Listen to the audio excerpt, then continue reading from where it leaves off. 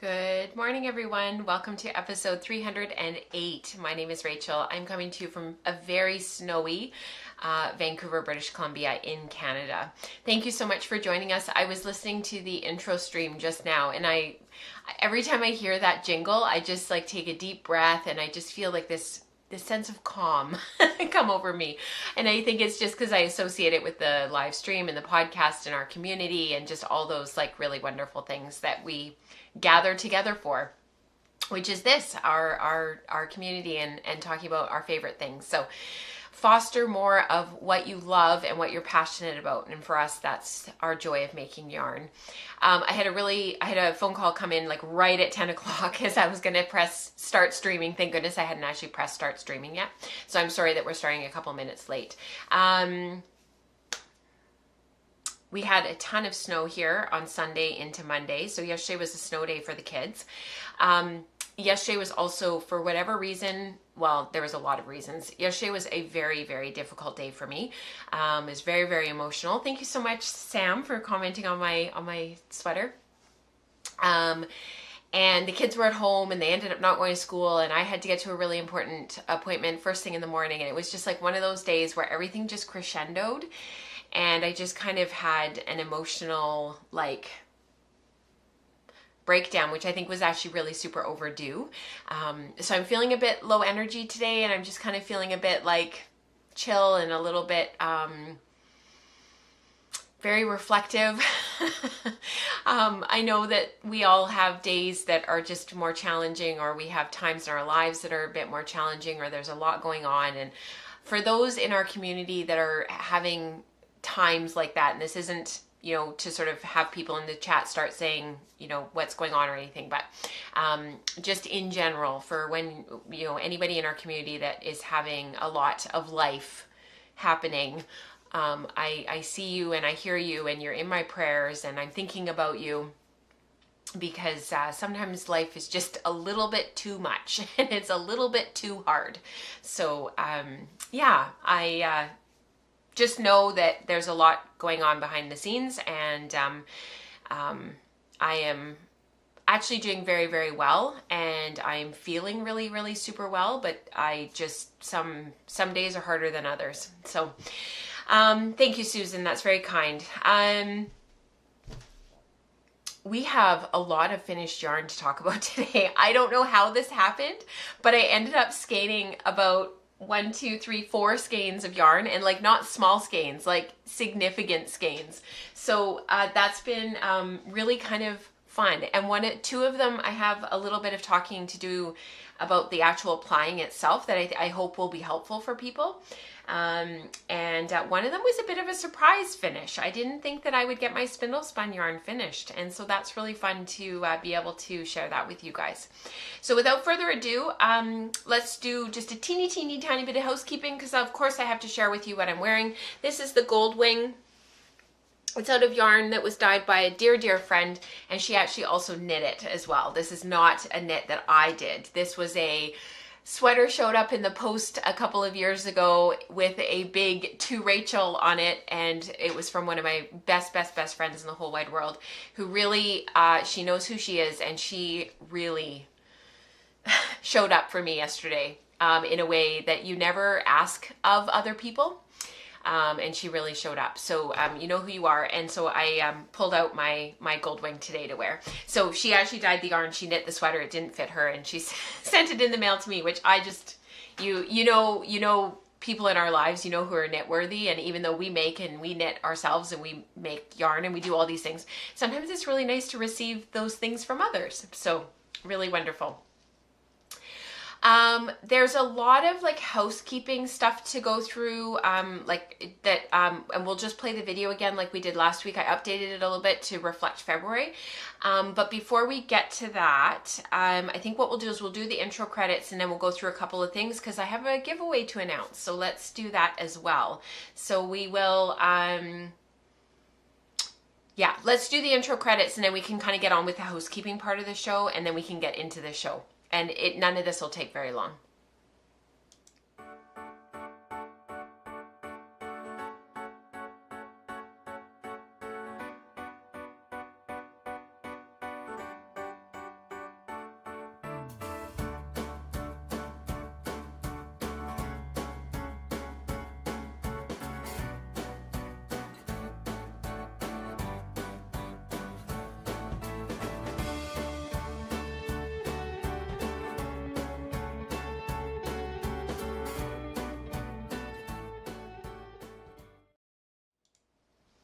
All right.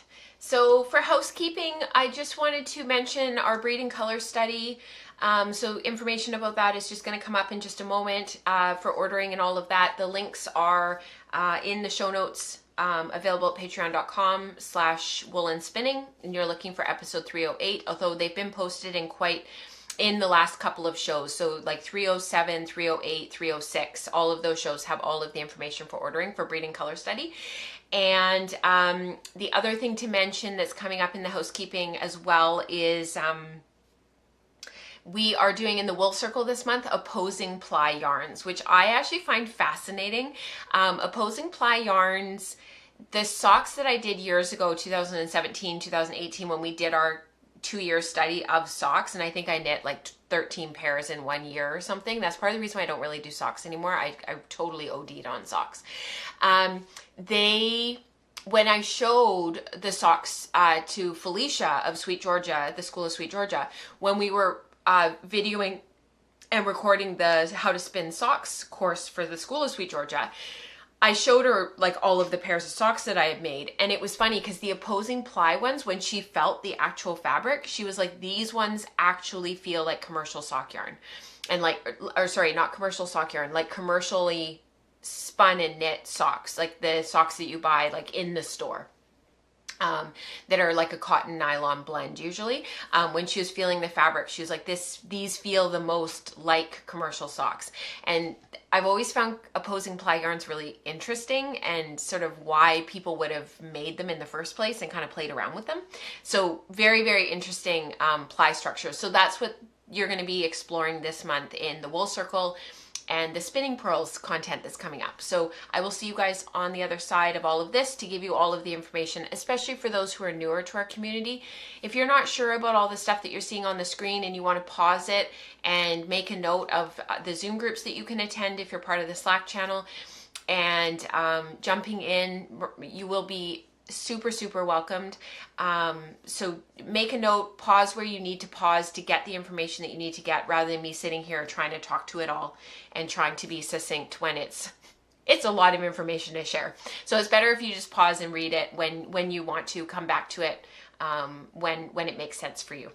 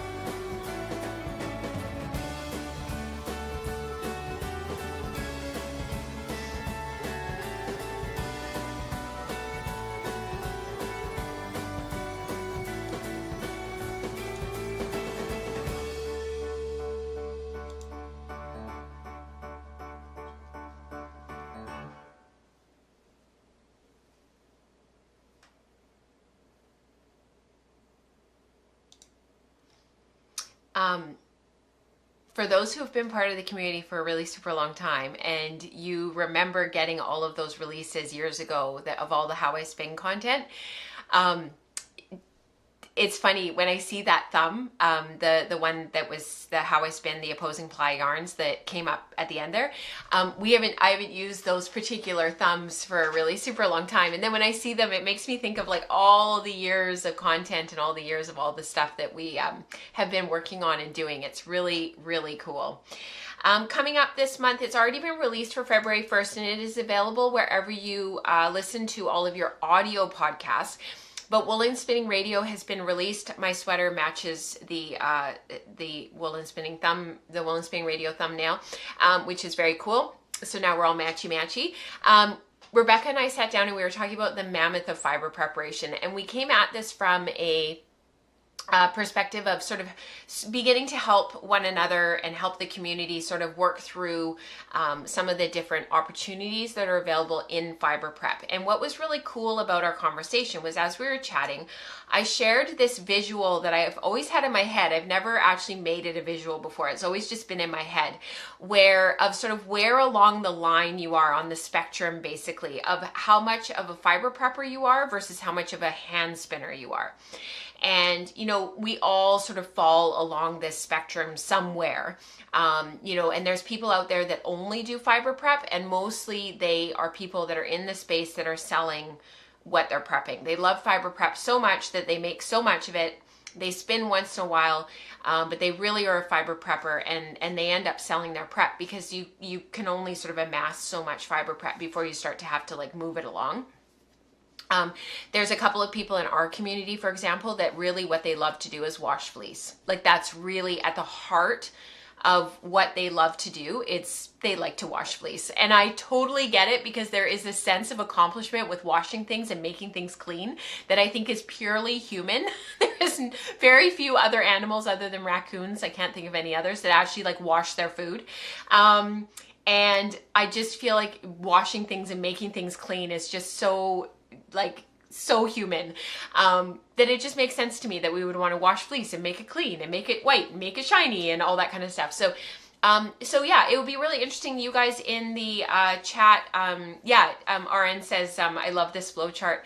Where do you kind of see yourself on this chart? I sort of feel like I'm like a 60-40, 70-30 hand spinner.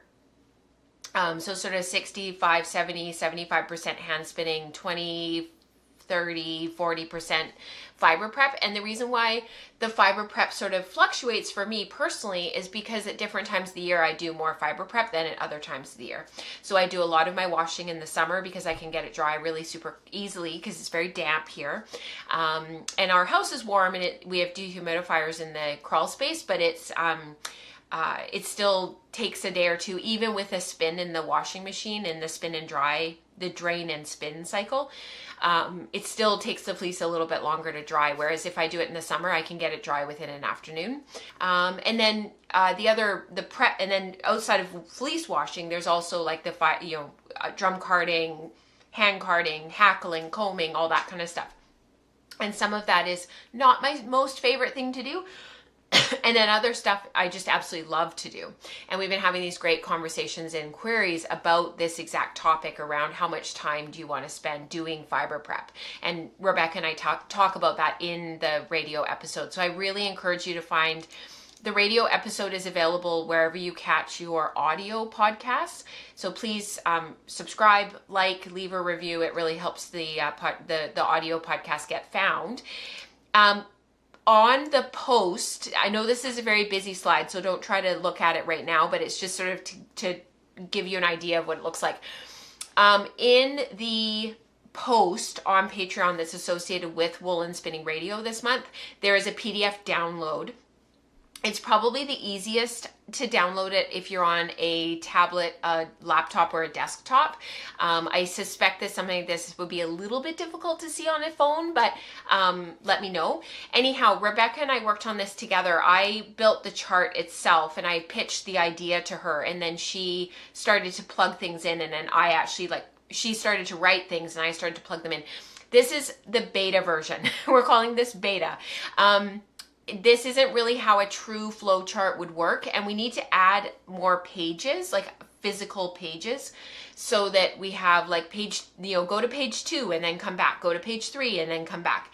But this just kind of gives you an idea, and she talks through it on Woolen Spinning Radio around what you sort of, if you've got a braid, if you've got a bat, if you've got some raw fleece, if it's scoured, if it's washed, what are some of the questions and some of the things that you're thinking about? And don't think of this as a traditional flow chart that you would maybe use in the medical setting or in other areas. We just are sort of trying to build something that is helpful for people to sort of get an idea of sort of what to expect, especially those of you who are newer, who are at the beginning of your journey, because this is a mammoth. It's a lot to get your head around, and it's a lot to think about. So Rebecca had a great idea, and she included this. We didn't even talk about this. She just included it. This idea of spoon theory, and it's sort of this metaphor describing the amount of physical or mental energy that a person has available for daily activities and tasks. And that your spoons can become limited. And actually, my friend Shauna, she has these great stitch markers. She I'll go to the big camera for just a sec. She does Calliope's fiber, and she does these great stitch markers that are actual spoons. And as you use them up, you have fewer and fewer spoons, and you have to start using the pearls.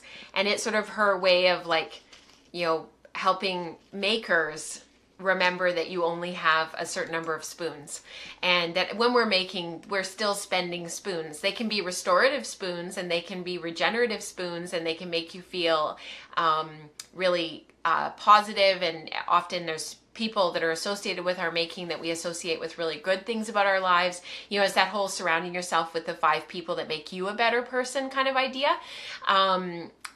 But that we do still have limited spoons. There's also fork theory, and there's knife theory. There's a whole, like, mental health thing around spoon theory now that's kind of been built out to better describe some of the different things that when we all have those moments of fewer spoons, that there's also other language to help out, to round that conversation out, make it a bit richer and a bit deeper.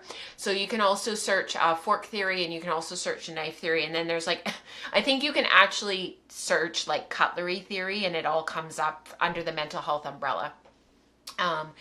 If I start to try to explain it all, we'll be here all day, and I'll flip into nursing mode, and then we won't get the show done. So anyhow, all of that to say that this is all a work in progress, and thank you to those inquiries who had lots and lots and lots of input and lots of really, really helpful feedback. And Rebecca and I took some of that, we changed some of it around, and then we also need to build this out even more. So that is all part of Woolen Spinning Radio this month, which is kind of exciting. It's kind of fun. Really neat stuff. And if you have not accessed the Woolen Spinning Radio episode yet, I am just going to throw the link in the live chat for you guys. All right, let's talk about Trifecta. Trifecta is the new spinning base from the School of SweetGeorgia, and all of us who are spinning instructors developed a colorway for SweetGeorgia as part of launching the base, but also just an exciting opportunity for the spinning instructors to come together with photos of our own and sort of showcase our own, I guess our own, like, color theory and the photos that we have of our individual lives and things that we're interested in and things that we're excited about and all of that kind of stuff. So I submitted a photo that was of my in-laws farm out in rural Ontario, and I talked about it quite extensively. This is the photo. I talked about it extensively last episode 307, and I talked about why I called it Wesley's Field and all that. So we won't go into that today because in the interest of time and energy. However, I have, and let me just reach it, I have a braid of Trifecta to give away. And I wanted to run this giveaway while I'm away because there will not be another live stream this month. There's just going to be the one live stream this month. It didn't work for Rebecca to do a takeover episode this month, and I'm really hoping that she'll do a takeover episode in the spring. So that's something to look forward to because she does a great job. And please don't comment in the live chat. You guys need to go into the actual comment section itself. But I will be sending this out in March when we get back from our trip. And this is the question that I would like you to answer. And it is, what's one part of your hand spinning process that you can't live without? So for some of you, it will be washing scoured wool. But this is, for others, it will be pre-drafting. For some, it will be stripping down. For some, it will be a specific tool. Whatever it is, in the comment section, not the live chat. You're in live chat right now. Go to the comments and leave your comment. Let me know. What's one part of the fiber prep, of the hand spinning process? It doesn't even have to be about fiber prep. It can be something totally different that you can't live without. A good audiobook, something on Netflix, a cup of tea. I don't know. Let me know. Okay.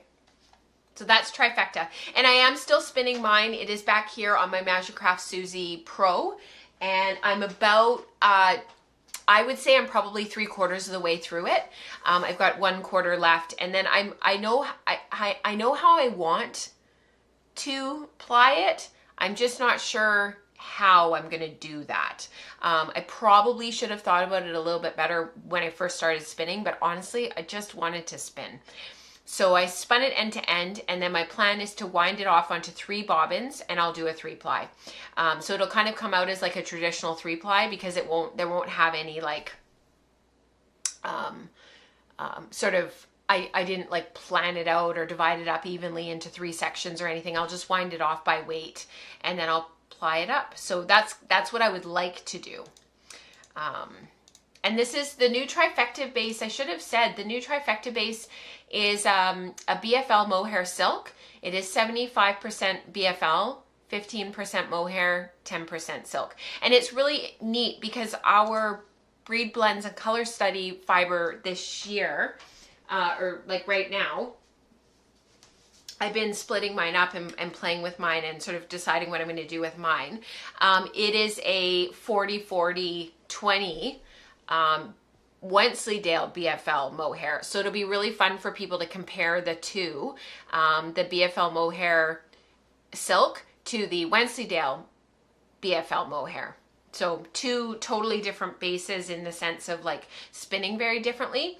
The silk really gives the Trifecta a slippery quality and a fineness that this doesn't have. And because of the Wensleydale and the staple length, you have to hold your hands quite a bit further apart. You really can't strip it down and do a whole lot with it. You need to kind of just spin it. So very different feel between the two. So it'd be really fun to sort of compare and have people say what they want, what they like, and how they're different. All right. Okay, I have a whole bunch of Skeined yarn to talk about, so let's just jump into it and do that next.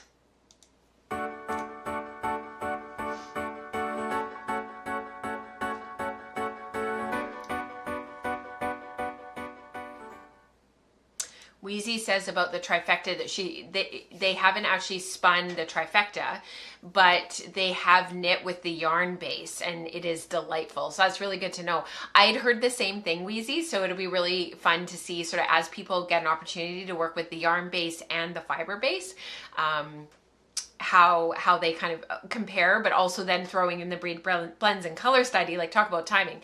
It'll be really fun to hear what you think when you start spinning, and then you've got sort of some of this other stuff as well, because you've already had that experience. So I'm really looking forward to what people, like what some of the reflections are in the coming months, because you know, we all have different things that we like and different things that we enjoy, and I tend to like really medium, kind of slightly toothier wools, and but the Trifecta is a nice blend of fibers that wear really super well, and but there's still a silkiness to it. So I'm actually very curious about the drape.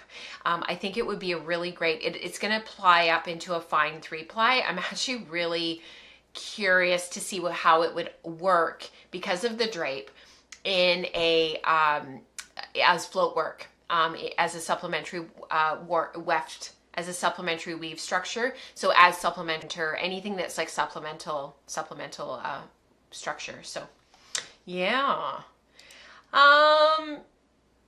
No, the video doesn't have to be over, Dorothy. You just have to close live chat, flip over to comments, click on comments, leave your comment, and then slide over and come back to live chat. Do it afterwards. It's not a big deal.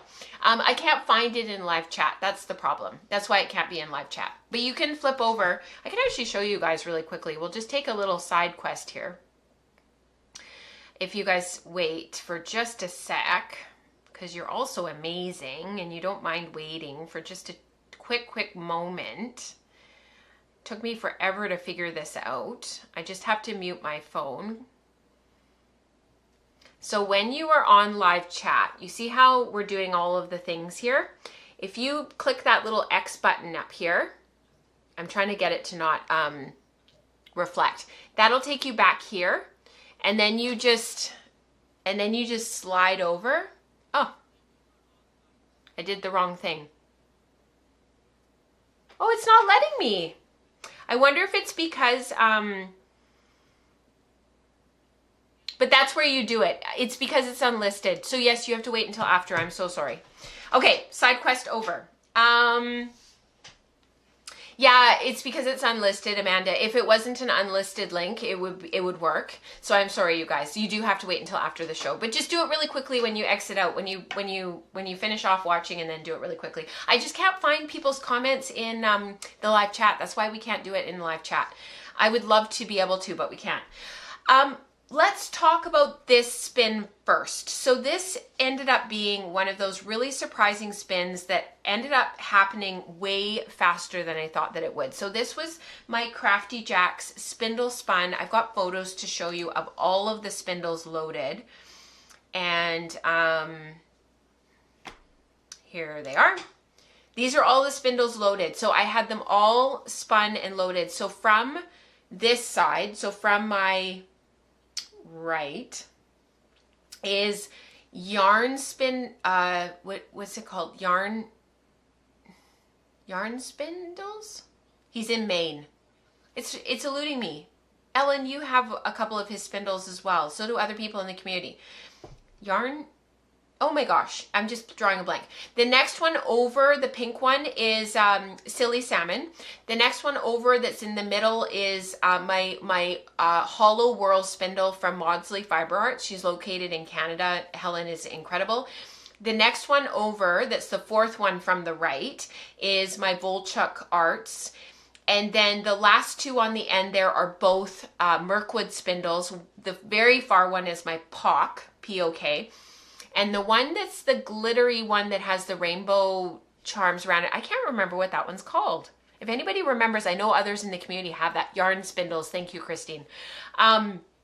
If anybody has that Mirkwood that has the rainbow spindles, and it also has the crystals on the inside of the words, Rachel.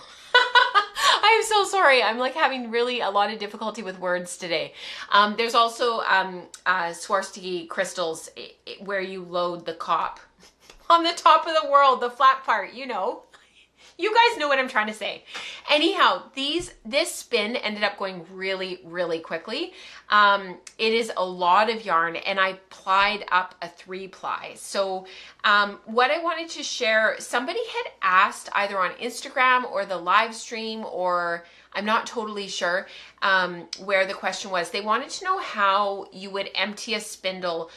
There's been quite a few people mentioning, and I've mentioned it a couple of times myself, about emptying spindles off of the spindle onto the bobbin of the spinning wheel, and what that looked like, and what that, like, how you would do that. So James very kindly took a video. So this is what I do. I hook up the spindle, like the singles from the spindle through the orifice of the wheel onto the bobbin. I put the uptake quite high, not firm enough that it's going to break the singles, but firm enough that it's going to pull them quite quickly and quite easily. And I can get my spindles emptied in minutes this way. And you just need to have bobbins on your spinning wheel. So you do need to have like enough that you can, like, you know, fill up a whole bunch of bobbins. I didn't move the orifice guide here and stop because James was videoing. So I didn't want to, like, but normally I would do it more evenly. And then if the spindle starts to act up, and if I start to have problems, I'll actually turn the spindle upright and I'll let it wind off on my lap there. But I have to treadle a little bit slower when I do that, and I have to put the uptake a little bit higher. So that's the only caveat there. But it works really, really super well. I'm like, it's been a really great way to get my spindles emptied. And because these 6 spindles were so full, because actually my Hollow Whirl spindle, it looks like it's empty, but that was like 3 Rolags that were on there. Like, it was actually quite a lot of yarn. And that one I had to, like, I was unwinding it for quite a long time. So I filled up 3 bobbins. I tried to empty the spindles as evenly as I possibly could. So it ended up working out to about 2 spindles per bobbin. And I did have to do a bracelet ply for the last like 2 or 3 yards of 3 ply. And then once that was over, I just plied off the last little bit of 2 ply that I had. So that's this here, this little 2 ply sample. And remember that I had the whole other set of Rolags that were the pinky red. So I ended up with these 2 yarns. So they're both spindle spun. They were both support spindle spun. So, oh no, it just went in my tea. I'm just gonna dry it off. Poor little guy. He hasn't been washed yet, so it doesn't matter. I just finished this off last night. Okay, let me move my tea.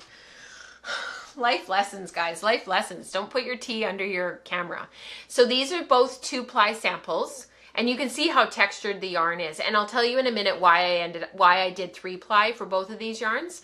But these are the little 2 ply samples that were left, that were of the singles that were left on the bobbins. So back when I did the other colorway last year, this was what was left. So those are the 2 plies.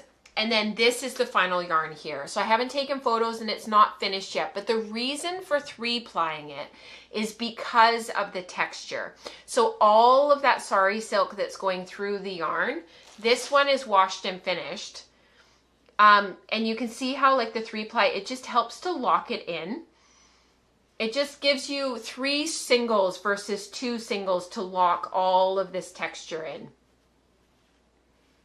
So the idea is that hopefully it won't sort of fall out quite as readily, because some of it will make its way loose and some of it will like fall out, you know, like little bits like that are just little pieces of thread from the sari silk. It will fall out. There's not enough in places to really hold it in.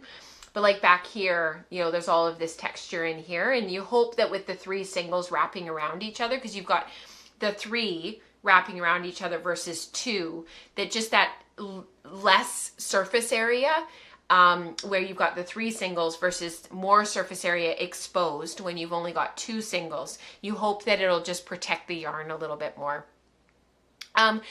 There are areas of this that I was really, really surprised came out a tiny bit underspun, like underplied a little tiny bit, which is really, really unusual for me.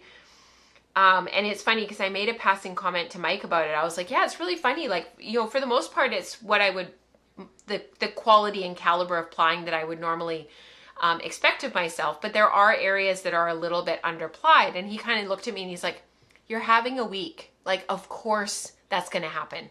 He's like, just throw it back through the wheel. And I was like, oh, he does listen. He does know what you can do. But he's also right.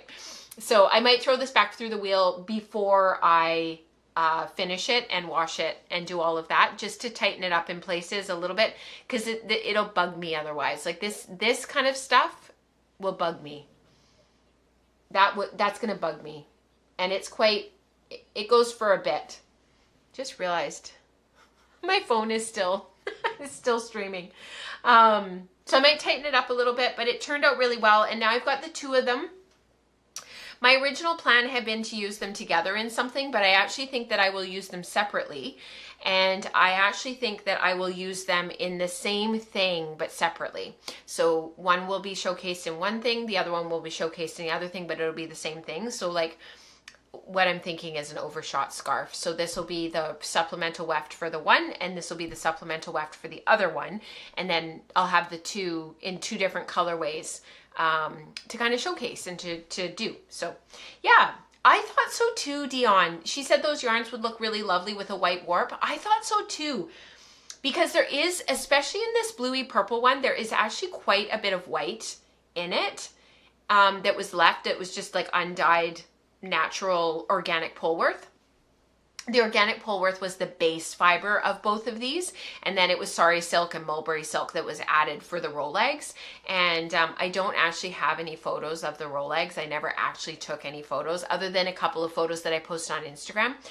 So I'll try and find those, and I'll put them in my actual grid so that you guys can see them, and on Blue Sky as well. I'm on Blue Sky as woolen spinning as well. I just haven't started posting yet because it's been a week. So you'll be able to see see those and what the Rolags look like and whatnot, and all the texture that Katrina had put in there.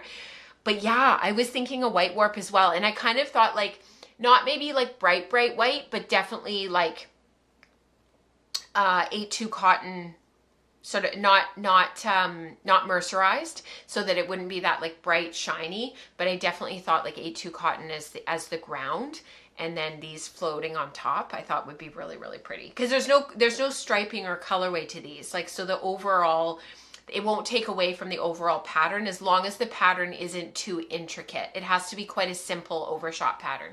But I think it would work really well. I also thought crackle would work really well. So thoughts, ideas, I'm sort of mulling. It won't be until the summer. I need to get this weft article done first, because it's quite a bit of spinning that I'm working on for Weft magazine.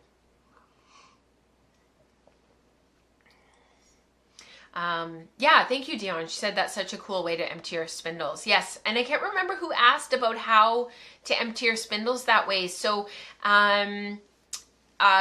whoever it was, I hope that was helpful. And I also make sure that when I'm winding them off of the spindle, you're going the same way that you spun the singles. So for me, that's in the Z twist direction, or to the right.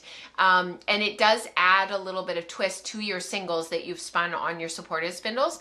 I actually find for me that's a good thing, because my supported spindle spun yarns tend to be quite soft and quite low twist. Judith Mackenzie McEwen, in some of the old stuff that she used to do years ago when I first started spinning, circa 2007, 2008, she used to rewind all of her singles and add a little bit more twist and just run it through the wheel really super quickly. And she would do that with her plied yarns as well. I don't know if she still does, but she would do that all the time. And it was something that she taught. So it's not anything new or revolutionary or anything. There's lots of people that have been doing that for a long time.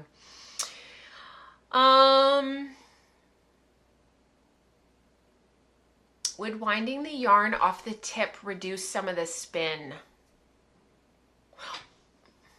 Oh, like when it's coming off this way versus when it's coming off this way? I'm not sure, Sam, that I'm following you. It's probably like the direction of the spindle. Is that what you're asking? I suspect it probably changes the spin a little bit. I'm not sure that it would be enough to make any difference. And I didn't notice any difference in the singles when I was plying. Everything felt really homogeneous. And yes, Dana, this spindle spun project was supposed to be for the whole year and it's already done. I think I'm getting faster. I think I'm getting faster. I think that's really what it is. I've done enough of these supported spindle spun projects now. I think my supported spindling is actually getting faster. The other thing, I did not wind any temporary cops. I just wound onto the body of the spindles, and I did not worry about how pretty they were. I just wound them on and kept on going. And I think that made a big difference as well. Yeah. Okay, the next finished yarn. Let's talk about the one that I don't like. I think that's probably, I don't love this yarn. This is Flourite. It was a March 2017 colorway. I have to go to my notes and make sure that I'm telling you guys the right things and not telling you porky pie lies. Yeah, it was March 2017. And you can see the photos here of the finished yarn. This is washed and finished, as are the photos. I just don't like the high contrast barber poling. I don't like, I did a center pull ball, so I spun end to end, and then I just literally flipped the colorway on itself and did a center pull ball. I just don't love this sort of washed out purpley gray against the bright turquoise, and I think that's why I had put off spinning it for so long. It's about 300 yards. It's just, they're just not my favorite colors. These aren't, I wouldn't look at these colors and think, oh, that screams Rachel. These are definitely not my most, I like these colors. They're just not my absolute most favorite, and I don't love the barber poling. So this was a very, very fast spin. It's on fin. The wool itself was beautiful to spin. I really enjoyed it. It's been in my stash for quite a long time as one of the clubs, and when I used to subscribe to this club, and it's nice to get it spun and get it out of there. but I don't love the barber pulling. I don't know if I maybe would have spun finer and chain plied it if I were to do this again, or divide the braid up into 3 and do a really super fine 3-ply maybe, to minimize, like there would still be barber pulling, but it would minimize the amount, like how garish the barber pulling is. And I know that like in the knitted fabric, this is going to be really pretty in a pattern that doesn't compete with itself, where the yarn is the showcase. That would work really well. It just isn't my favorite, and that's okay. We all have, if we still did spinning growth, that segment that we used to do on the podcast to talk about learnings that we kind of stumbled across in our spinning journey, this would be one of those yarns that there's nothing wrong with it inherently, and it's just not my favorite.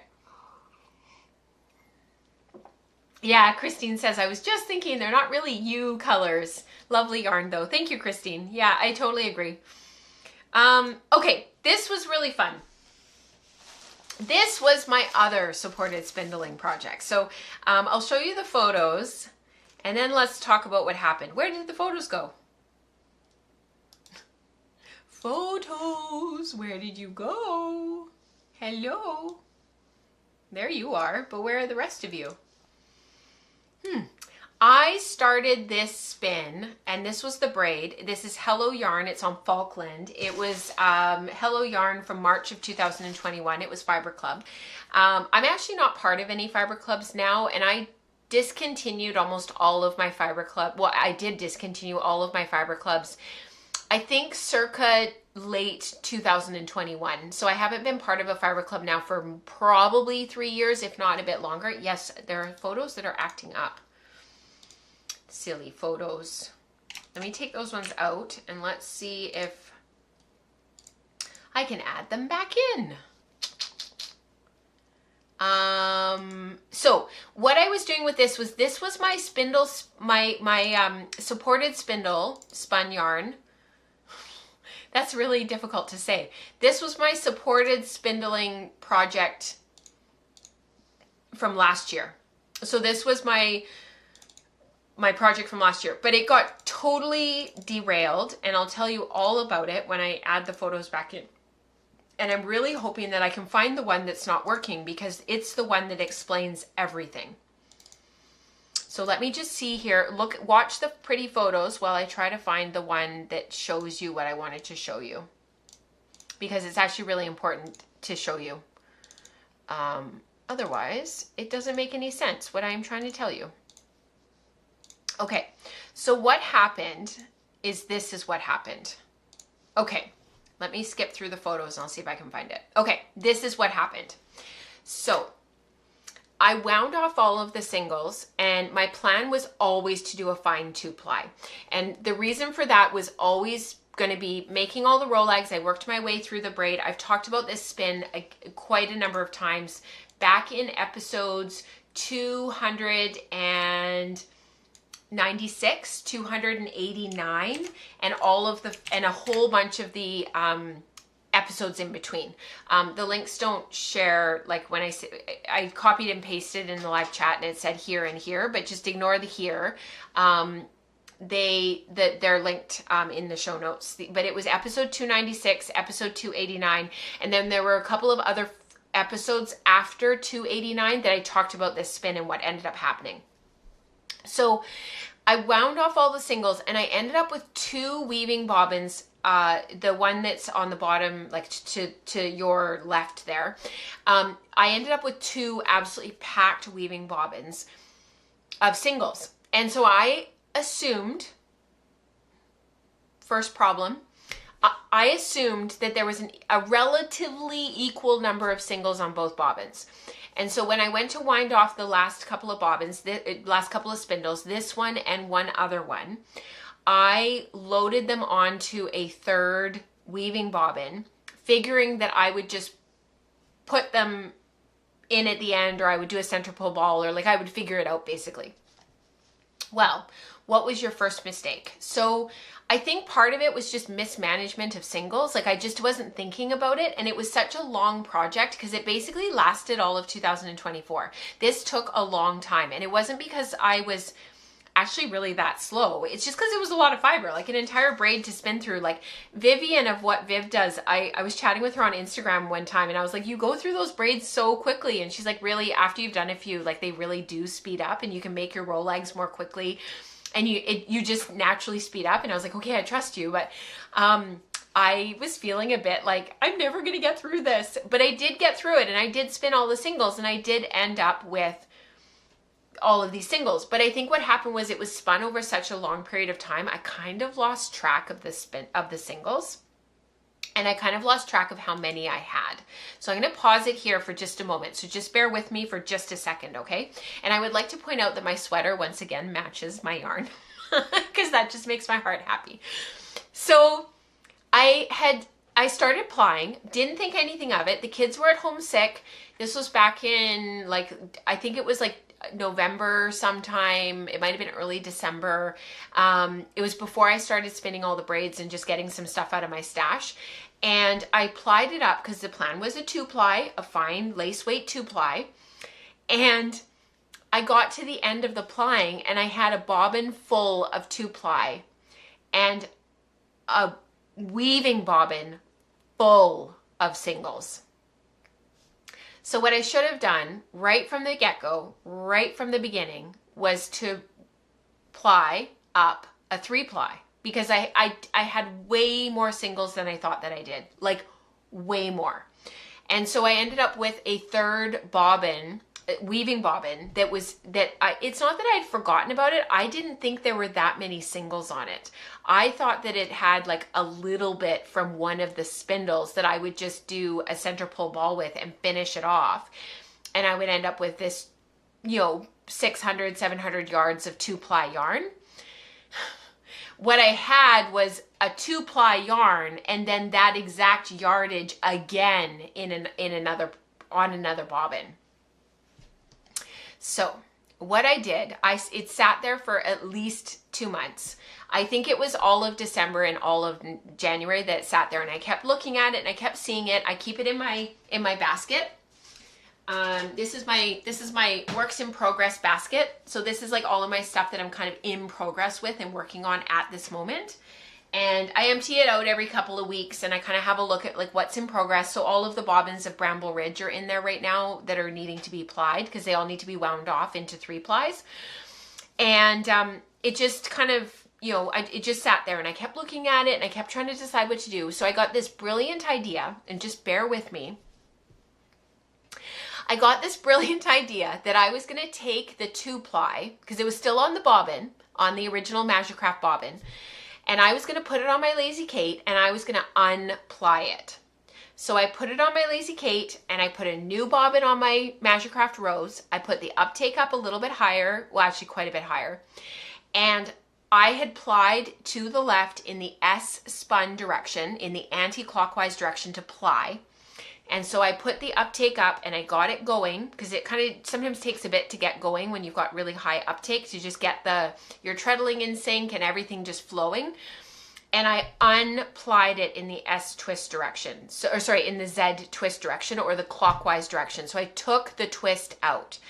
And we talk about this all the time that you can take twist out and you can put twist back in and not to worry too much, but I've actually haven't done this for like years and it's easy to say it. It's another thing to kind of get your mind around it because I was worried about one thing and one thing only.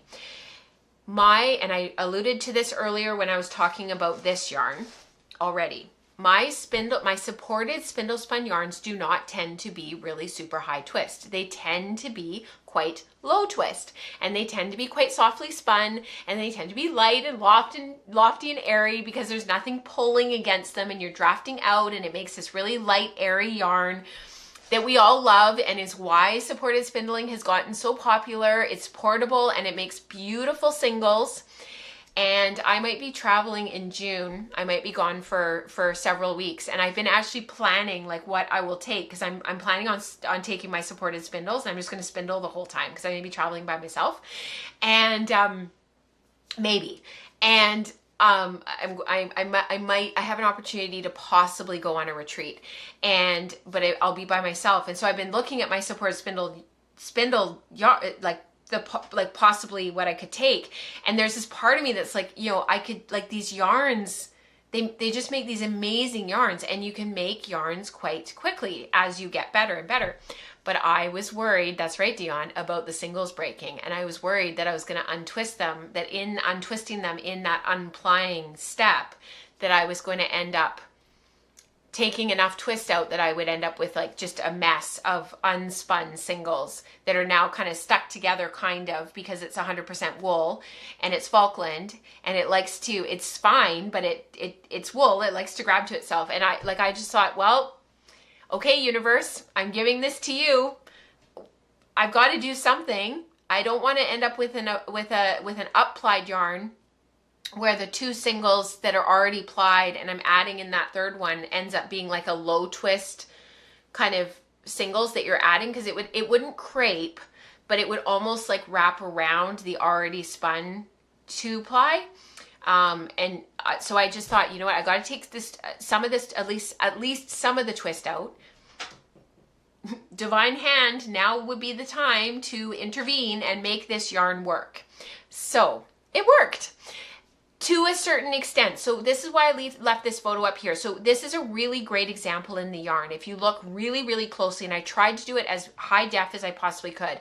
And this was shot in macro, so I'm hoping that you guys can see. You can see in that strand, in those strands there, with that beautiful gray, silvery gray kind of color, with that beautiful kind of limey, greeny color, you can see that the two singles really stayed together. And the third singles that was added in from that third bobbin of singles. And by the way, that third bobbin of singles was within about 2 yards of yardage. Like, that was how much singles I had. It basically worked itself out. Like, I had like a yard. I don't even think it was 2 yards. I think it was about a yard of difference between the 2-ply and this singles. Like, I'm so glad that I did this, because I had so many singles, and it worked out. I think I ended up with like a little bit where it's actually just 2-ply right at the end. And you can see that that third singles is more lightly spun, so it didn't get as much twist, because I didn't take out all of the ply twist. I took out as much as I could without things falling apart. So you can see that it did sort of still end up being a little bit like an opposing ply yarn, a little bit, where it did end up with those two singles that were just that little bit more tightly plied, and then that third singles that's a little bit lighter plied, because it just didn't have that. And you can see it here in the purple. If you really look closely, you can see that there's that third singles is just not as tightly twisted as the 2-ply. So you've kind of got this really interesting texture of this yarn. I actually really like it. This really interesting texture on this yarn that to the untrained eye, you would never know that there was anything wrong with it, or that it wasn't just a typical 3-ply, but it definitely has a teeny tiny bit of a feel to it. There's a little tiny bit of a, oh yeah, there's something going on when you feel it, just a little teeny tiny. And I think this was a really good lesson in, you can absolutely fix your yarns. You can always fix them, and the sky is not going to fall, and things are not going to implode, and everything's going to be okay. And so this is the finished yarn. It barber pulled a lot more than it did in the 2-ply. The 2-ply was less barber pulled, and the colors matched up much, much better. So in the 3-ply, there's a lot of barber pulling, because that third singles did not follow the color trajectory that the other two did. But I kind of like it. It makes it a little bit more interesting, and it's going to be really, really, really pretty in whatever I decide to use it for. I'm actually thinking maybe a shawl. It's really subtle. It's pretty. I think knitted up, it would be really nice. So I'm sorry for like waxing poetic for quite a while, but for the newer spinners out there, to be able to follow what I did, it takes a bit of explaining. So I'm sorry it was sort of a bit long-winded, but hopefully that makes sense. And the finished yarn came out really beautifully, and it just feels exactly like we would expect for supported yarn, supported spindle spun yarn. It's just got, it's light, it's squishy, it's airy, it's low twist, it's just exactly what we would expect. I don't think so, Dana. I don't think it's going to show. That's a great question. Will it actually show when it's knitted? I don't think so. I think what'll end up happening is it'll actually maybe wear a little bit better than it would have, because that 2-ply is a little bit more tightly twisted. So I think maybe the knitted fabric might wear a bit better. I think it would be really pretty in the yoke of a sweater. I actually kind of thought like the color change. If it was a really simple yoke, I actually thought it would be kind of pretty. It's a really nice round 3-ply. Finely spun, but pretty. So thank you for letting me wax poetic about that, because it did end up kind of being a bit of like a mammoth, which is kind of interesting. I have continued to spin for 30 minutes every day and working on my cotton. So let's talk about that very briefly, just because I have a bunch of yarn to share with you.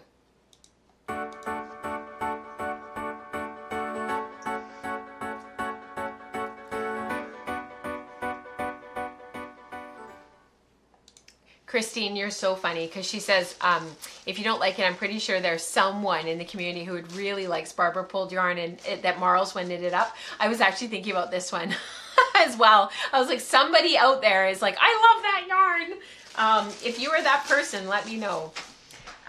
Okay. I have been continuing to work on this brown Upland cotton from Cotton Man. I think he's in North Carolina. And I've not ever been to the Carolinas, so I know this is terrible. I do get them mixed up, which one's north and which one's south, like, but I'm pretty sure he's in North Carolina, if my memory serves. I've been to North and South Dakota, but the Carolinas, for some reason, I'm pretty sure he's in North Carolina. Anyhow, this is actually his neighbor's cotton that they grow. And this is the brown, I think on the website it's brown sliver / roven, R-O-V-E-N. And it's milled locally, it's organic. It has a lovely color to it. So I've been working on this for 30 minutes every day. So it doesn't matter what I get done or how much I get spun, it's just 30 minutes every day. I literally set the timer, and if I spend the whole time threading my very fast flyer on my lunchroom, then that's what I do that day. And I've got 2 skeins finished already. It's gone so fast. Like I cannot believe how quickly I've been able to spin this up. And it's really incredible. 30 minutes every day. I know 30 minutes sounds like a lot. Like most of us usually say, oh, 15 minutes a day, but I've been trying to, I find the 30 minutes allows me to really get into the flow and really get into the groove with the cotton specifically. Because in the back of my mind, I'm thinking about the spinning cotton course that we're going to be filming at School of SweetGeorgia later this year. And one of the things that I've really noticed with this fiber is it is very, very easy to spin evenly. It's not particularly long stapled, but it just has a really easy way of spinning. And I really have gotten into a good flow with it. And the plying has been very easy. So I've put quite a bit, it doesn't look like it, but I've actually put in quite a bit of ply twist into all of it. And it's really come out beautifully. And I actually have some photos of what it looks like, both washed and unwashed. So this skein was before I pulled it off of the, oh, it's just going too fast. This skein here on the right hand side was before I washed and scoured it, and the skein on the far side is washed and scoured. And so it's 1 tablespoon of washing detergent.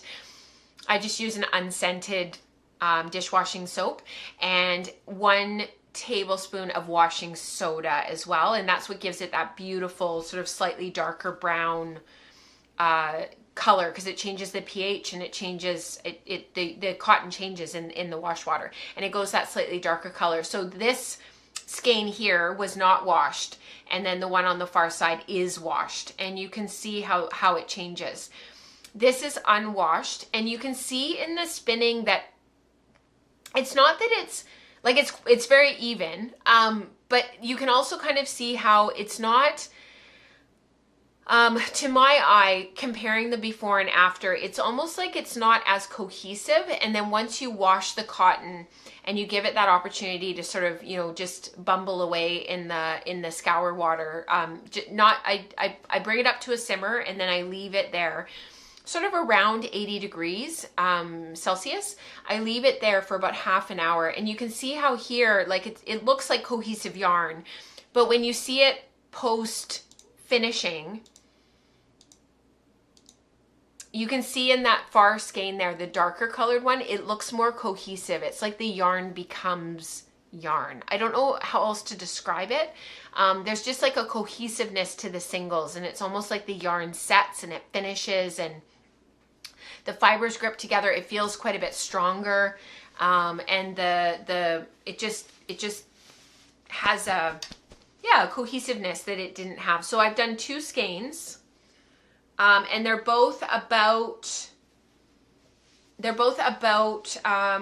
what was it that I measured? They're both about 250-ish yards. So cotton doesn't take up as much space as wool because it doesn't have all that air and that loft that wool has. Cotton doesn't take up as much space. So this is about 500 yards-ish of hand spun cotton already. And I've just been doing this for a few weeks, which is really quite amazing. It's pretty cool. Because you always, I don't know, do you guys have this? Like, I always have this feeling that like some of these other fibers, whether it's like cotton or, I don't know, silk, anything that's not wool, basically, it's like, oh, it's going to take forever to spin. That's just going to take forever. It's so long. Oh, yak. It's going to take me eons. You know, it's just like all this drama. And then I sit down to actually spin these fibers, and I'm always like, wow, that was fast. And wow, I got a lot of yardage. And wow, that was like really not as difficult as I thought it would be. And wow, having the right tools really makes a big difference. It's like, duh.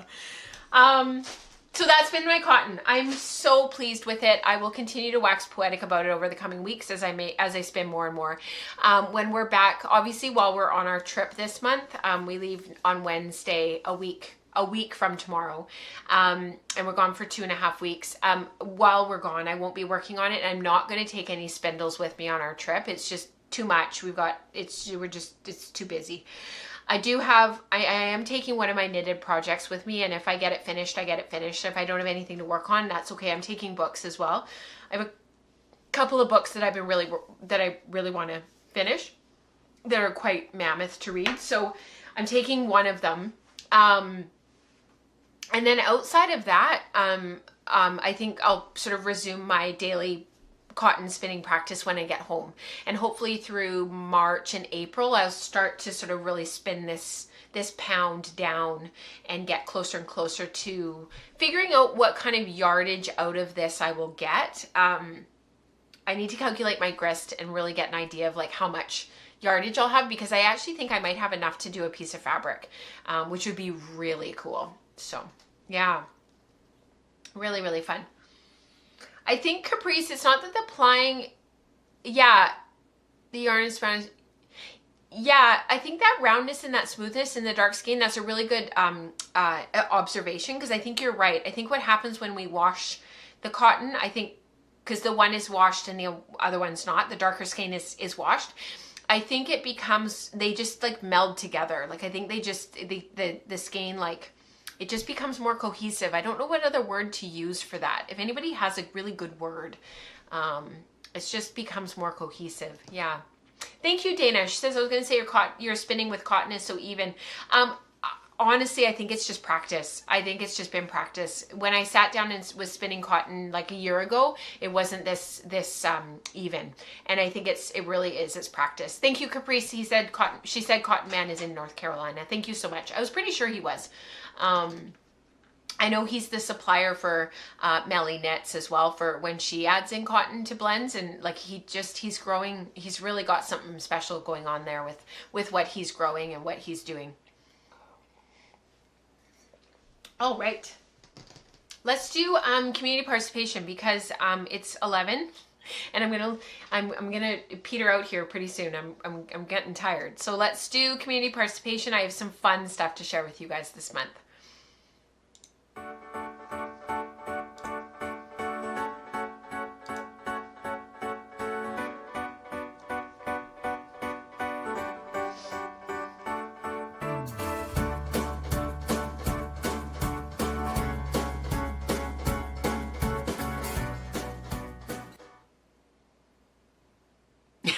I was laughing at what Lisa wrote. I hope y'all have the fun. Thank you, Lisa. I hope so too. Oh, also news. Breed Blends and Color Study. For those who did not see her post, Megan posted, I think it was in the Slack channel. Maybe she didn't post it. Maybe she just told me privately. Doesn't matter. Everybody who is in the US who are waiting for their Breed Blends and Color Study fiber, she is working on getting it out ASAP because of the delays that were announced yesterday. If you're Canadian or American, you know exactly what I'm talking about. All of that has been delayed. So she is working as hard as she possibly can to get your guys' orders in the mail and out to you ASAP. So anybody who's in the States, Megan has been working overtime. She is such a hard worker. And she is going to try and get your guys' stuff to you before anything comes into effect in a month. Because of course we weren't sure what things were going to look like on the weekend. So just a heads up for anybody who's in the States and waiting for their fiber. And if you order it, if you haven't ordered yet, order now so that you can hopefully get it. Because she's dyeing up a storm. And she's got lots of braids available, and people can will get them relatively quickly, and she will get them out to you guys in the States specifically ASAP to avoid the things. All right, community participation. You guys have been making up a storm. I feel like there's a lot of you guys like me that's just sort of feeling really inspired and doing lots of things and making lots of things right now. So this is from Sam. I thought this was just, you made my day, Sam, when you posted this. Like I said, I've had a few rough days, and I saw Moosey, and I just was like, oh. So she says, my name is Moosey. My mommy made me out of some fluffy stuff called fleece and magically turned it into yarn to make me. I'm very happy she has finished me, and I am pleased to meet you all. Kisses. XX. Oh, Sam. So my husband's best friend, we call him Moose, and the Pantone color this year is what is it? What's it called? Mousse, chocolate mousse. What's it called? Anyway, so I texted him as soon as I saw the Pantone colorway. I texted him and I was like, and I know it's spelt moose like a moose, but not an animal moose, like, so two different things. But I texted him right away and I was like, Dean, you've got a color. The colorway this year is named after you. And of course he texted back. He's like, that's amazing. And we call him Moose, and he's really, really tall, and he's really silent, and he doesn't say anything. And so when he does talk, people tend to listen. And we call him the Moose. And his wife, who's one of my best friends, got him a t-shirt when he turned 45, but it might have been when he turned 40. It's been we've been friends with him for a long time, and he just turned 50. So I feel like it was for his 45th birthday. She got him a t-shirt that had a moose on it that said Moose. And then she got Mike a t-shirt, my husband, that says friend of Moose. And it's got like a moose and a best friend on it. It was hilarious. Mocha Moose. Thank you, Christine. I couldn't remember what it was called. Anyway, so Sam, when I saw this, amazing. Love it. Paulina also had a little friend that she has knit up and made, and it's Meat Gnoodles. She's related to my socks, as in leftover yarn, and she loves being cozy. And my youngest thought Gnoodles needed a forest to live in, so he started wood carving with his Swiss pocket knife. I loved this. Thought this was amazing. This is from Ellen. I thought this was so inspiring. Thank you, Deidre, for your comment. That's lovely that you, can kind of take a bit of a, like, there's a word for it. Like my brother, so because of the sector that my brother works in, for him, like this, like, it's been very stressful because it's the unknown, right? So and my brother's quite a stress case anyways. He's a worrywart. And, my husband and I have been very much like, let's just wait and see. Let's just wait and see. Let's just wait and see. And I love that, Deidre, that you're just like, I'm patient. I'm slow. I'm not concerned. I'm just going to go with the flow. I think we have to do that. Calmer heads will prevail. Okay, so now I've spun on every support spindle I have. The oldest ones are from July of 2023. The newest one I finished today. So Ellen has been working her way through since July of 2023. So if you think about how long that is, I was trying to do the math. Like she's basically been working on this for what, 2.5 years, basically? Or is it a year and a half? July 2023. So it's been almost 2 years. So it'll be 2 years in July of 2025. And she's been spinning through and spinning on all of her support spindles, which I thought was so cool. And so her favorites thus far are her Spanish Peacock Ninja, her Volchek. It's funny because that's one of my favorites as well. One from Galena, I can never remember how to say her name. It's Kemlev. Is that Kemleva? I can never say her last name, but her spindles are amazing.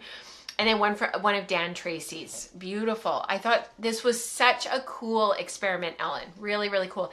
I was going to ask her when I saw her last week on one of the Zoom meetings if she's planning on de-stashing as a result of spinning on all of her spindles and kind of figuring out, like, you know, what she likes, what were her favorites, and if she's going to let any of them go or not. I was just curious.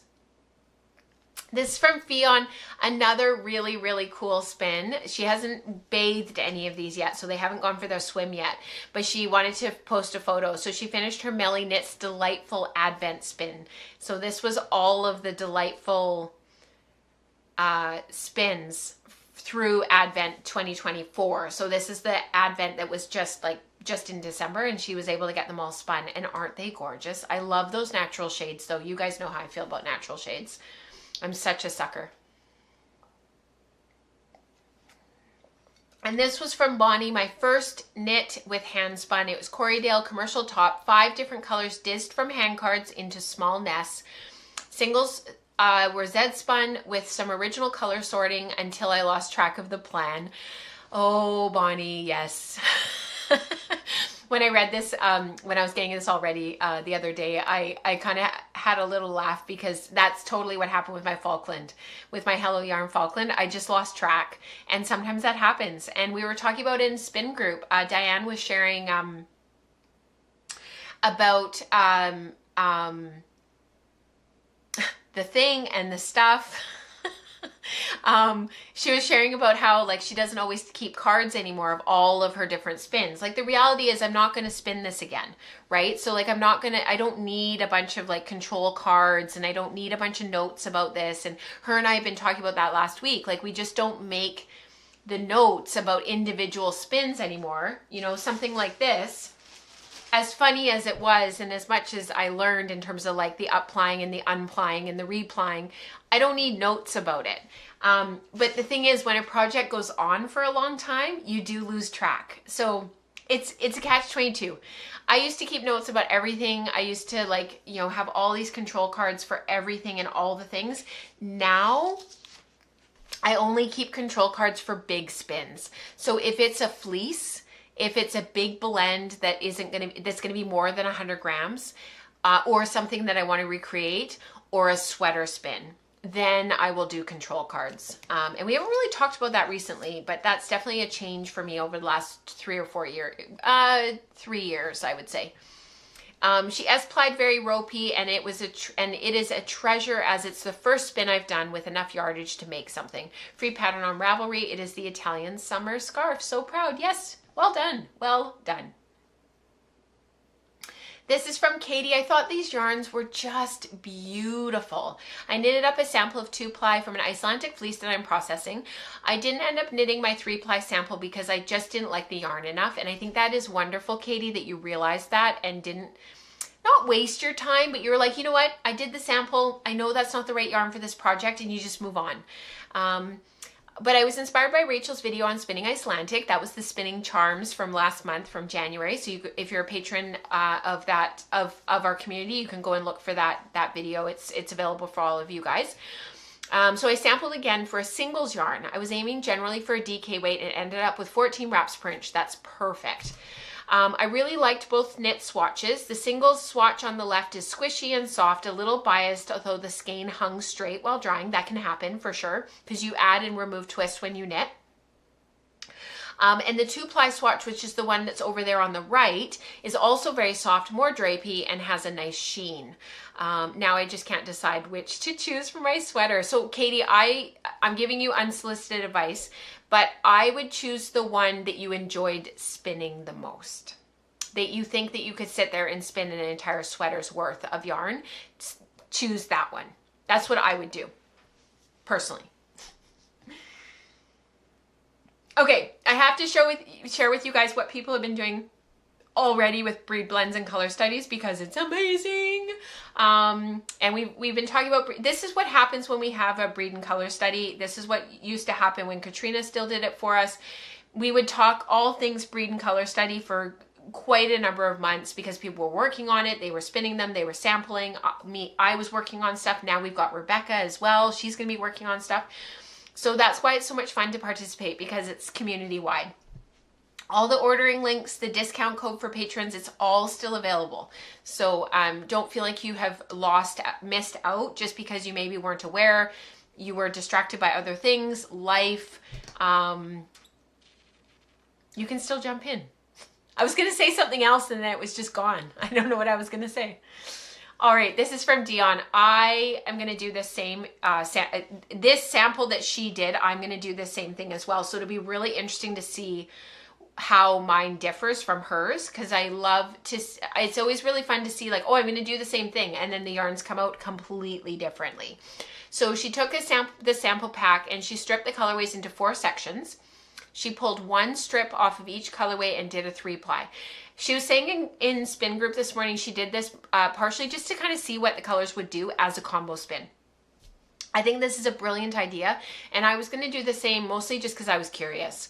So she did continuous backward, no smoothing. So that's where you pinch and pull back, but instead of smoothing along the singles, she let go and then came back, pinched, pull back, let go, pinch, pull back, let go, onto the bobbin. I got 11 wraps per inch, which is perfect. That's a beautiful light worsted heavy DK. I will do the other calculations when the skein is dry, and I noticed that I was spinning very mindfully for the first strip, and then once I got the feel of the fiber, it went faster. I'm loving the feel of the fiber and can see why it would work very well for weaving too. And her and I Spin Group, we were sort of chatting briefly about weaving with this fiber. Rebecca's going to do 3 pairs of socks, which I'm really excited to see. And so in the interest of diversity, I probably won't do socks as well. I think that I got a half kit of the half kit. So I have a half braid of the 3 colorways. I'm leaning very, very, very heavily towards something woven. Partially in the interest of time, because I have other projects that I'm working on at the same time, but also partially in the interest of self-preservation. I know that it's something that I can accomplish, and it feels like a doable project. If I take on anything bigger than that, I know that I'll feel overwhelmed and I just won't do anything. And that's not a great feeling. So just in the interest of feeling self-protective, I did a half kit, and somebody else has my other half somewhere in the world. You got my other half. Yeah, I think I'll probably do a big stole. That's why I'm thinking about a 3-ply combo or a 2-ply, but somehow combining the colorways so that I end up with sort of a bit of a mishmash of all the colors together. I don't know. We'll see. Maria from Finland, some difficulties to send to the EU because of the new, it's all part of the new regulations and everything, but she got the idea to do her own study, which I think, Maria, is just wonderful. Thank you for jumping in regardless. Carolyn did the same thing. I had an old purple Wensleydale top in my stash and a bluer purple BFL top, so I added in some mohair. And this was what she got. This is her first skein. It's beautiful, Maria. I love that. Just beautiful heathering. You've made just a beautiful heathered yarn. It's a traditional 3-ply about sport weight, so it'll be interesting to see what she does. Because I think she's going to do more. I think this was just the first little bit. This is the one from Carolyn. She's also located in the UK, in Europe. And her first sample, I think, is Carolyn in Germany. I'm pretty sure she's in Germany. We're talking about going to Germany in 2027. So it'll be me and Mike's 20th wedding anniversary.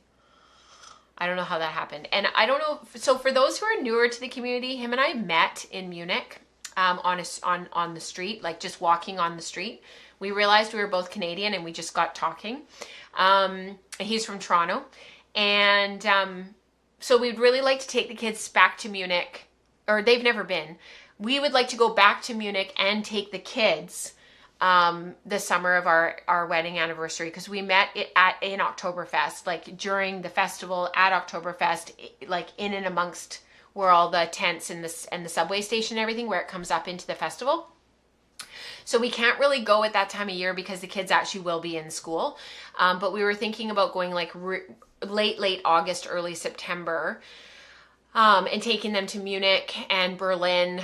And because I've actually never been to Berlin, even though Mike has been to Berlin, and then probably flying in and out of Frankfurt. So anyhow, yeah, it's kind of exciting. Because we wanted to go for our 10-year anniversary, but what was happening at 10 years? There was something that was happening in 2017. I can't remember what it was, and we couldn't go. It wasn't bad or anything. It was just like life. I think it was that the kids were too young. Like James was only 5 and it didn't make any sense. Anyhow, side quest. So Carolyn spun this continuous backward as well, and she actually chain plied it because it was a sample.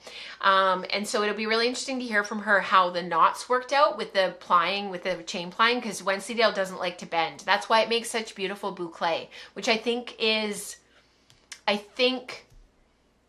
Amanda is thinking about making boucle with hers, which will be really fun to see. And then she'll weave with it, I think. So for the next portion, she made Rolags on hand cards, and she'll spin them long draw and see how that goes. It'll be really fun to see, Carolyn, how this all ends up working out for you, because that continuous backward sample is just beautiful. I know, Dion, isn't it? Munich is so beautiful. It's such a great, I mean, Germany just is a great country and it's a great country to travel in as well. So we even thought maybe we'd take them down to Vienna for a day or two. Because it's so close, it'd be easy to get to, or maybe go over to Prague. Both Mike and I have been to Prague, but I don't know. So much. There's too much, you guys. There's too much.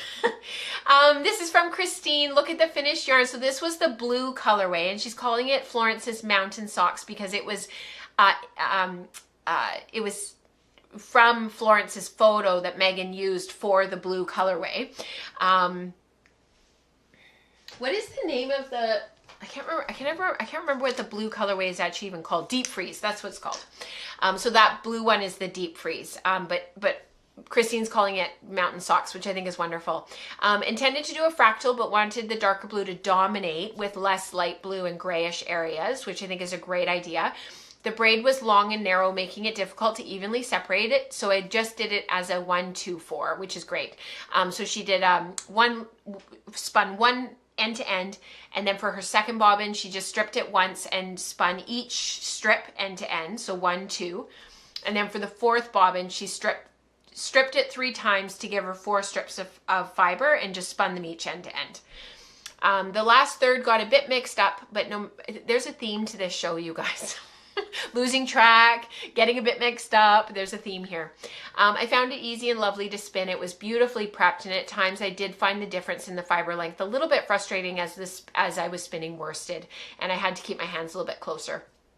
It's very soft after washing, and I'm really happy with it. Because I sampled first before spinning it, I was left with a skein of 222 meters, 85 grams, with a wraps per inch of 16. That's amazing, Christine. Well done. It's low twist. It bloomed even more than I was expecting.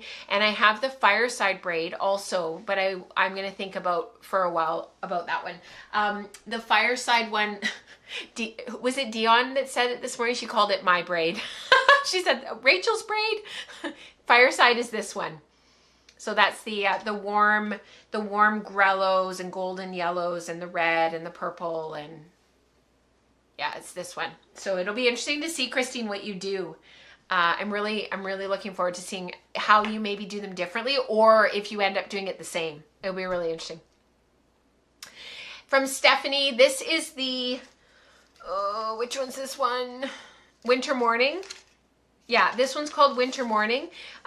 today it felt like the right day to start spinning this beautiful fiber. I thought I'd just sit down for a minute or two and get the feel for it, but it was hard to stop once I got started. I stripped the braid vertically, so that means lengthwise, and I will spin it end to end as a worsted weight 2-ply, maybe for a woven warp. Amazing.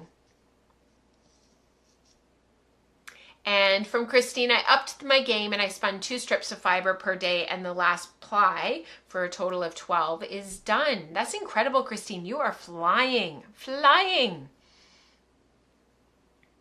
Thank you so much, you guys, for sharing everything that you do. Thank you for being a part of this amazing community. I couldn't do it without you guys. I know it's easy to say, and it's easy to sort of, you know, just sort of flippantly, oh, you know, can't do blah, blah, blah. But like, honestly, I could not do it without you. You know, someone stepped forward earlier in the week. Was it this week or last week that we had the conversation, him and I think it was last week. It was late last week. And like, just didn't even pause, just said, hey, I could do that. Like, incredible. And so we're gonna, and like just that real can-do attitude of just stepping forward, stepping into you know, the sort of the, you know, into sort of this place of safety and like acceptance, and just like, I can do that and I can help. And then somebody else spoke up and was like, I could totally help as well. And I could do this, this, and this. And like, just, and then a couple of other people stepped forward when somebody else was like, you know what, I'm feeling a bit fatigued. They like stepped right in. Like, honestly, you guys, I could not do this without you. And it's easy to say, but I really, truly mean that from the bottom of my heart. I could not do this without you guys here and around. And I had the opportunity sort of over the last few weeks, or I've had the opportunity over the last few weeks to sort of spend some time looking at sort of where I want to take woolen spinning and some of the things that I'd like to add over the coming years. Maybe not everything will get done this year, just because this year is proving to be a very challenging year. There's just quite a few things coming up for me that I'm going to have to manage and cope with. And as we enter the second half of the year, I'm really hoping that some of the things that I want to do, that I'll be able to find the time, space, and energy to do that. And it just feels like sort of, you know, there's these forks in the road sometimes that life offers you. And, you know, the sort of, the poem goes, you know, I took the path less traveled by. I very much have felt the last 6 months that I am at a fork in the road, and there are many, many, many forks. It's not just like a dual fork. There's like several options and several choices. And for the first time in 10 years of doing the podcast and doing all of this, taking the road less traveled and actually following my passion and following what excites me and what gets me going in the morning and what I think about, and actually feels doable. And it actually feels like I could do it. Not that I didn't feel that way before, but I think some of the obstacles that maybe were there prior are starting to sort of fade into the background as not being quite as, they don't feel quite as important anymore. It's sort of like, you know what, thank you for helping me to think of those things, but that's maybe not as important as I thought that it was. And I'm not trying to be cryptic or anything. It's just, it's hard to explain sort of, you know, these turning points in our lives that give us an opportunity to pivot. And I'm very much at a pivot point right now. And I couldn't even fathom continuing to do this if it wasn't for you guys. So I just want to say thank you. As you guys know, there won't be a live stream in 2 weeks. I was going to try to do something pre-recorded, and I was going to try to have like one of our premieres. I don't have the energy. And so what we'll do is, as long as things go per plan in March, we'll have our regular streaming schedule. And then we hopefully will have a takeover episode with Rebecca in April, hopefully. So hopefully one of the episodes in April will be a takeover episode by Rebecca. Because it's been a while since you guys have seen her on the live stream. And she always has so much to share and just brings a different voice, which I think is really, really special. So, oh, Diana, love that, a pitchfork in the road. That is totally what it's felt like. Except I have to be careful not to step on said pitchfork, that it doesn't like just bash me in the head, because that's kind of how it's felt the last few months. So yeah, that's exactly it. So yes, the Wool Circle will be streaming this month per regular scheduling, and Spinners group on Tuesday mornings with Glenda, that is all normal. So the only thing that we'll be missing is there won't be another live stream this month. So thank you so much for joining me. Thank you for sticking around for such a long show. Apparently I had a lot to say, even though I felt like I didn't have any words at all. And don't forget to enter the giveaway for the Trifecta colorway for the School of SweetGeorgia. Leave your comment in the comment section after the live stream is over. Let me know which part of your hand spinning process you cannot live without. And I'm actually really excited to see people's responses. I'm kind of curious to hear what you guys can't live without. I don't even know what it would be for me. I'm honestly not sure what I would say. I need to think about that. So I'm going to take my break. I am going to go on my trip with my family. We're going to have a blast, and I will find some inspiration. Thank you, Diane. That's absolutely it. And I hope that you guys have a wonderful few weeks, and I will see you in March. Have a really great February. It's a short month. It goes like this, and it will be over before you know it. So enjoy it, and enjoy. We have a ton of snow here. So if you have snow, enjoy the snow. Try to embrace it. I laughed because yesterday, of all days for it to snow, yesterday was the one day that was like, if the universe could have done anything to help me, yesterday was not the day for snow. And it all worked out and it was fine, but it was like the one day. I could have it on Sunday, I could have it today, but not yesterday. But the kids had a blast, and they had lots and lots of fun, and it worked out. And that's really all you can ask for. So happy spinning, happy making. Don't forget to like. Please hit the subscribe button if you are new here. We would love to welcome you into our community, come join us in our little circle.